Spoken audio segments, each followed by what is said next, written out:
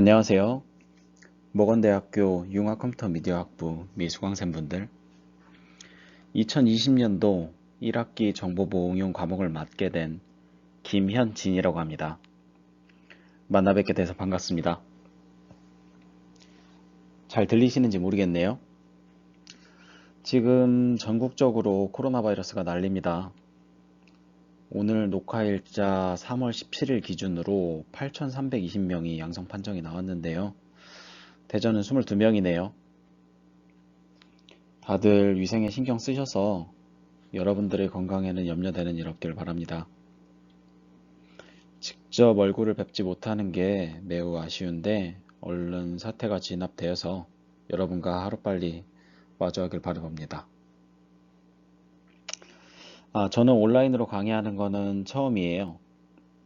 직접 얼굴 뵙는 거 말고 이렇게 온라인으로 강의하는 건 처음이라 부족한 부분이 있더라도 양해 잘 부탁드리도록 하겠습니다.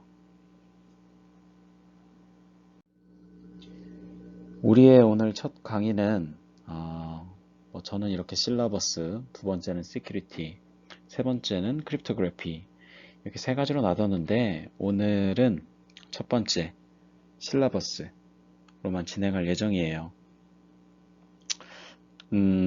다들 아시는 것처럼 첫 강의는 오리엔테이션이죠. 오리엔테이션으로 강의 소개랑 그리고 강의 계획 말씀드리면서 마무리를 지으려고 합니다.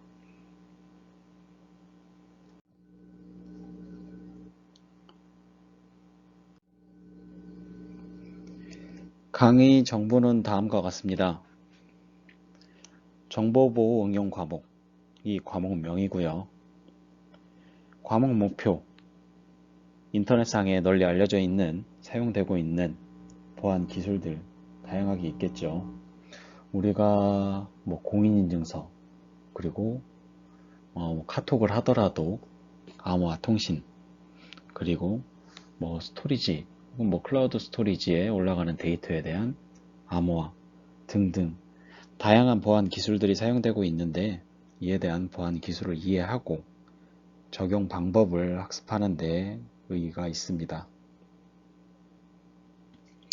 주로 암호학이나 그리고 암호 통신 쪽에 중점을 두고서 강의를 진행할 계획입니다. 실제 강의 시간은 수요일 1교시 오전 9시부터 3교시 12시까지 진행이 될 건데요. 아마도 코로나 바이러스로 인해서 당분간은 온라인으로 강의가 진행될 것 같습니다. 온라인 강의의 장점은 여러분들 아시겠지만 그야말로 편의성이겠죠. 강의는 실 강의 요일인 수요일날 게시돼서 그 다음 주 화요일 오후 11시 59분까지 게시될 예정입니다. 아마 이 첫 강의는 지금 사이버 캠퍼스 서버가 과부하로 인해서 지금 여러분들도 접속이 많이 어려우실 거예요. 그래도 올라가는 날 기준, 올라가는 날과 시간 기준으로 해서 일주일가량 게시가 될 예정입니다. 온라인 강의를 모두 다 들으면은 자동적으로 출석 처리를 할 겁니다. 그렇다고 켜놓고 다른 걸 하시는 손해를 범하시지는 않았으면 좋겠습니다. 말씀드렸듯이 제 이름은 김현진입니다. 연락처 그리고 이메일은 다음과 같아요. 대부분의 공지는 문자 연락으로 부탁을 드릴 건데요. 학과 홈페이지 내 교과목 게시판이 이용이 가능한지 모르겠어요. 조교 선생님께 여쭤보고 교과목 게시판에 이용이 가능하다면은 해당 게시판을 이용할 계획입니다. 이는 확정되면 여러분께 강의 내에서 혹은 문자로 연락을 드리도록 하겠습니다. 그리고 과제 제출은 이메일로 받을 예정입니다. 이메일 제출 형식은 다음과 같죠. 과제, 번호, 그리고 학번, 이름 순으로 받을 건데요. 과제 제출하실 때는 다음과 같은 형식을 꼭 지켜주셨으면 좋겠어요. 이메일에 메일이 하도 많이 쌓이고 보기가 너무 어려워가지고요.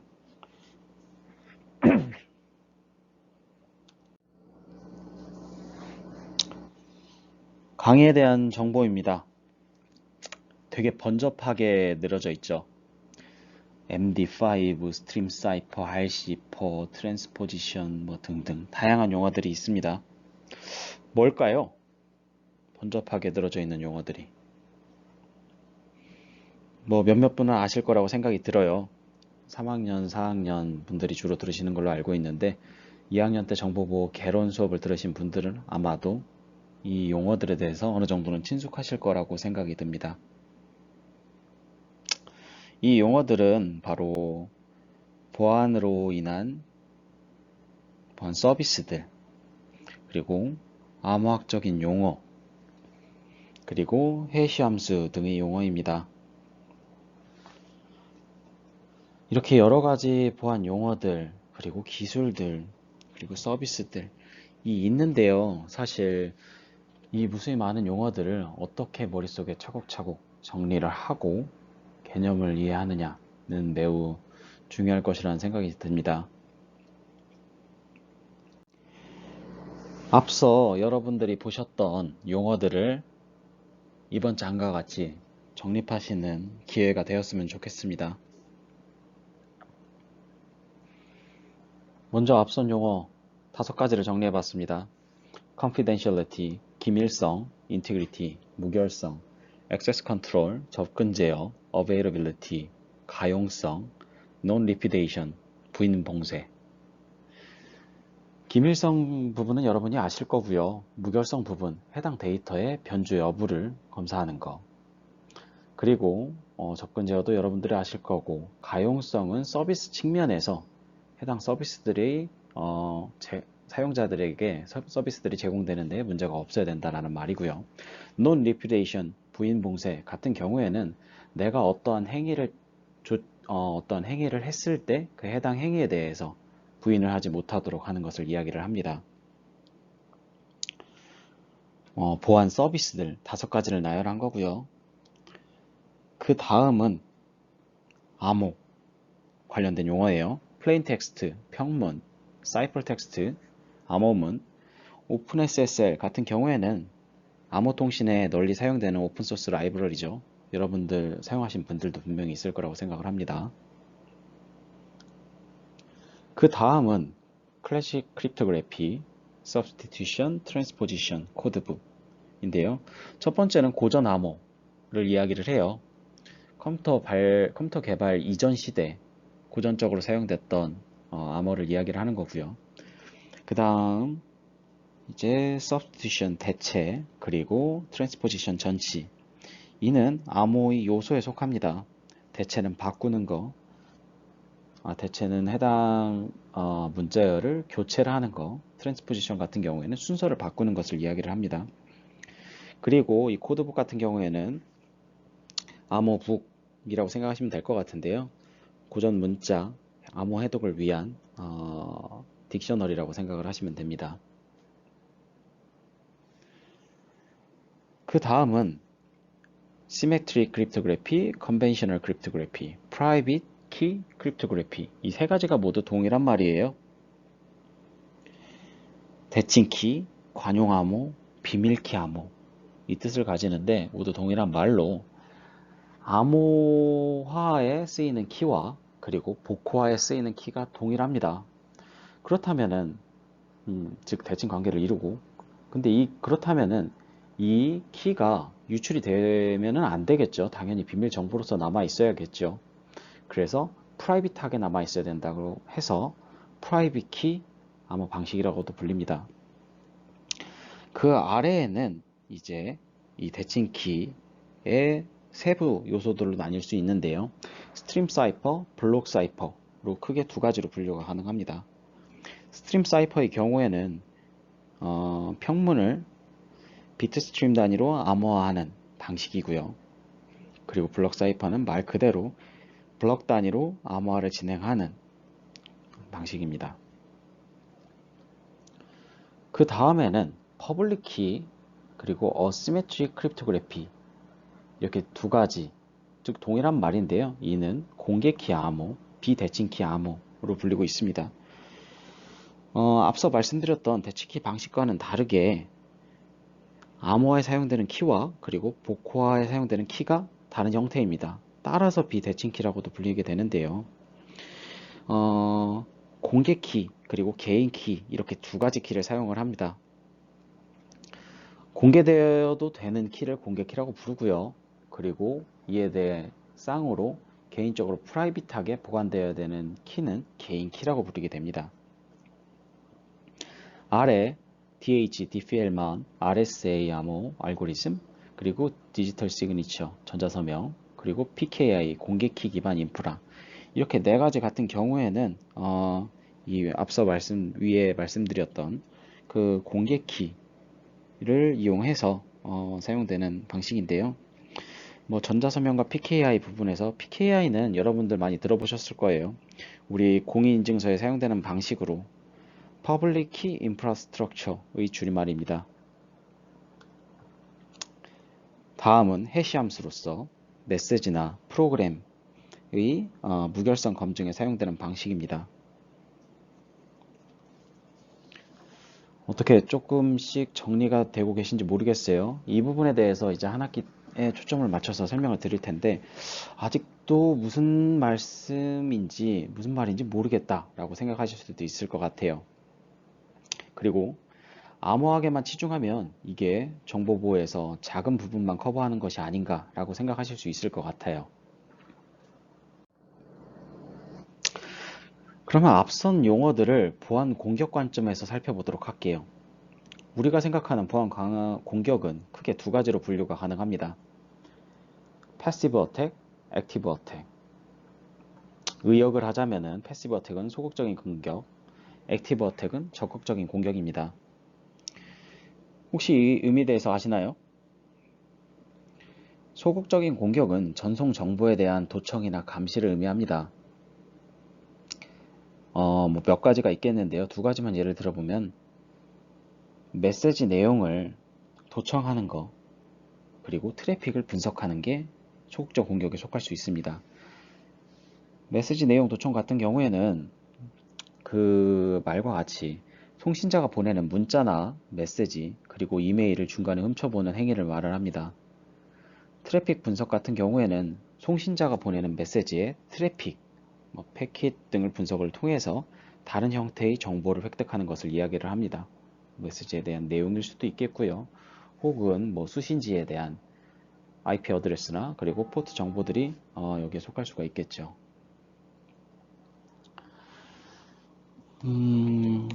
그리고 적극적인 공격은 네 가지만 예를 들어 보도록 하겠습니다. 신분 위장, 그리고 재전송, 그리고 메시지 수정, 서비스 거부 등이 있겠습니다. 신분 위장 같은 경우에는 하나의 엔터티가 다른 엔터티로서 행세를 하는 것을 이야기를 하는 것이고요. 예를 들어 수신자가 본인이 수신자가 아니지만 수신자인 척 하는 것도 여기에 속하겠죠. 재전송 같은 경우에는 데이터를 수동적으로 획득한 다음에 비인가된 효과를 얻기 위해서 재전송하는 것을 이야기를 합니다. A와 B가 통신한다고 그럴 때 C가 중간에 해당 데이터를 가로채서 재전송하는 것도 여기에 속할 수 있겠죠. 메시지 수정 같은 경우에는 단순히 적법한 메시지 일부가 불법 수정되거나 메시지 전송이 지연되어 순서가 바뀜으로써 비인가된 결과를 만들어내는 것을 이야기를 합니다.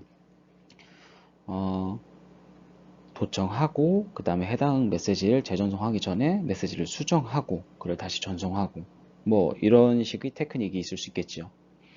서비스 거부 같은 경우에는 통신 설비가 정상적으로 사용되거나 관리되지 못하게 하는 공격을 이야기를 합니다. 여러분들 다들 뉴스로 보셨겠지만 DOS, Denial of Service 혹은 Distributed Denial of Service인 DDoS 공격이 여기에 해당이 되겠죠. 서버에 오버헤드를 다량의 패킷을 보내 오버헤드를 줌으로써 서버가 본 서비스를 사용자들에게 제공하지 못하는 것도 여기에 속합니다. 이렇게 적극적인 공격을 이렇게 길게 말씀드리려고 했었던 건 아닌데요. 마무리를 짓자면은 소극적인 공격은 탐지가 어렵지만 예방은 가능하다고 판단을 합니다, 보통. 반면 소극적인 공격의 경우에는 완전한 예방이 어려운데 이는 물리적이나 소프트웨어적 그리고 네트워크 취약점 때문으로 완전한 예방이 어렵습니다. 그럼 다시 이 코스스코프로 돌아와서 소극적인 공격은 기밀성과 연관이 됩니다. 이 기밀성은 암호화 기법이 제공해주는 서비스고요. 적극적 공격의 경우에는 무결성과 부인 방지, 접근 제어, 가용성과 연관이 됩니다.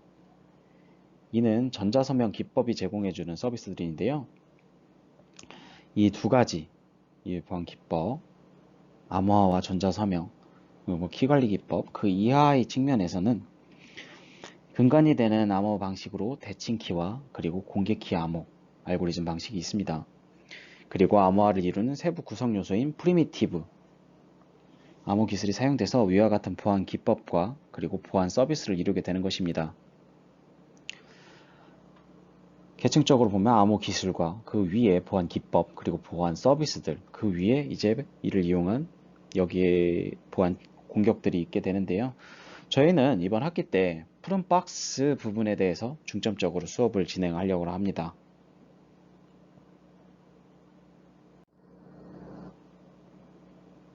주차별 강의 계획은 다음과 같습니다. 금일은 과목 소개로서 진행을 하고요. 2주차에서는 고전 암호, 여러분도 아시는 분들도 많겠지만 시저 사이퍼 혹은 비제네르 등 고전 암호 그리고 그 해독에 대해서 수업을 진행을 할 겁니다. 3주차부터는 관용 암호와 공개키 암호, 해시함수, 그리고 IPsec, 생체 인증 기술, FIDO, 그리고 마지막으로 정보 보안과 암호 동향에 대해서 살핌으로써 금번 학기 강의를 마무리할 계획입니다. 매주 과제를 출제하는 것은 아니겠지만 여러분들의 집중도와 이해도를 위해서 과제를 제출하려고 합니다. 강의 계획과 과제 출제 계획은 강의를 진행하면서 변경사항이 생길 수 있음을 알려드릴게요.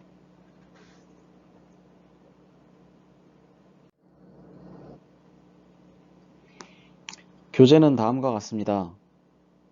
알기 쉬운 정보보호 개론, 흥미로운 암호기술의 세계, 그리고 정보보호, 정보보안, 이론과 실제 이렇게 두 가지 교재를 적어놨어요. 정보보호 개론에 초점을 맞추고 수업을 진행을 하면서 정보보안 이론과 실제 과목은 암호학적인 보충 요소가 있어서 좀 적어봤습니다. 크립토 베이직, 시메트릭 키, 퍼블릭 키, 그리고 해시 펑션 이렇게 적었는데요. 본 과목은 발표 자료에 초점을 맞춰서 수업을 진행할 거예요. 따라서 해당 서적은 참고용으로만 사용하셨으면 좋겠습니다. 정보보안 개론 수업이 있었죠. 2학년 때. 해당 수업을 어떤 교재로서 진행을 했는지 제가 인수인계를 받지 못해서 이 해당 내용을 커버할 수 있는 범위 그리고 거기에서 조금 더 심화된 내용으로 수업을 진행하도록 하겠습니다.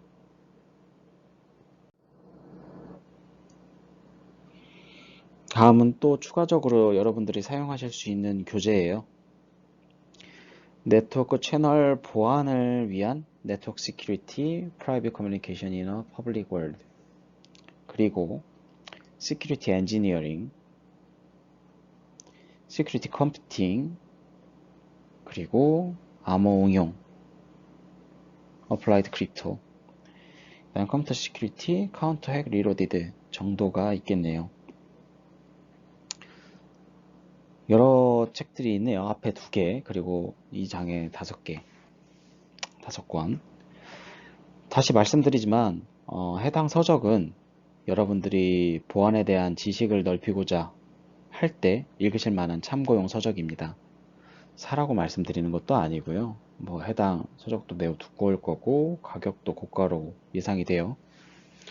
참고용으로 여러분들이 더 깊게 배우고자 하실 때 해당 서적을 구매를 하셨으면 좋겠습니다.